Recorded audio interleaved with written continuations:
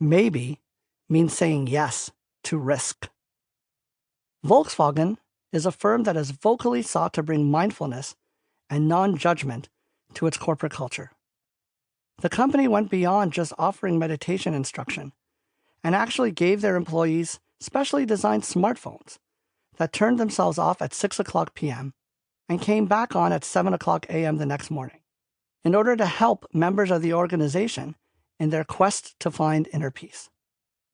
Of course, as many of you will hopefully recall, Volkswagen is also the very same company that came up with another technologically innovative shutoff. They made the decision to install software in 11 million cars that would cheat on emissions tests, leading to what the New York Times labeled as one of the great corporate scandals of our age.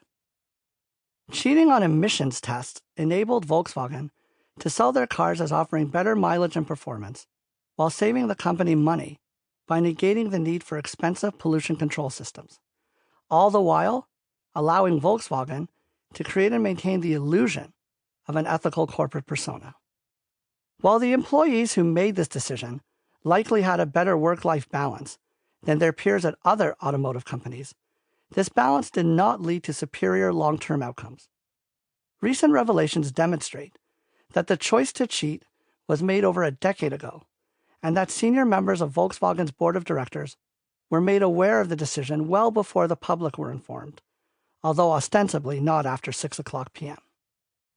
The Volkswagen scandal is not a story of whistleblowers. The company got caught. The mindfulness culture and better work-life balance did not lead to more ethical decisions, nor did it inspire a culture of ethical action or a sense of collective responsibility. Nobody in the organization was motivated to speak out on their own or even to work from within to redirect the troubled culture.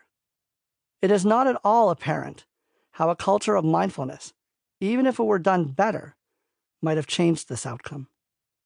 We saw in the previous chapter an assessment of the claim that mindfulness may help support emotional regulation in the workplace.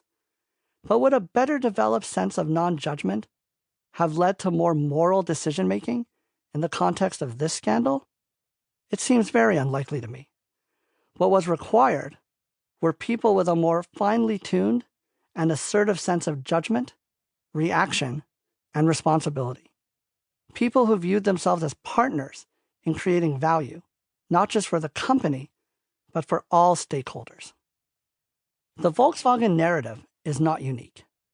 The global financial crisis is littered with examples of individuals ignoring risks in the pursuit of higher profits, while critical voices in favor of curbing risky behavior were either not in existence or marginalized. Mindfulness does not help a worker assess risk or construct a persuasive narrative of a problematic culture as allegedly unconnected events start to unfold. Like the farmer in the Zen parable shared in the previous chapter, a framework of non-judgment simply encourages the practitioner to say maybe and passively let events out of their control take shape. The behavior on display at Volkswagen of workers seeking excessively risky opportunities in pursuit of personal gains when left to their own devices, and of boards of directors looking the other way in order to keep shareholders happy, is neither surprising nor novel.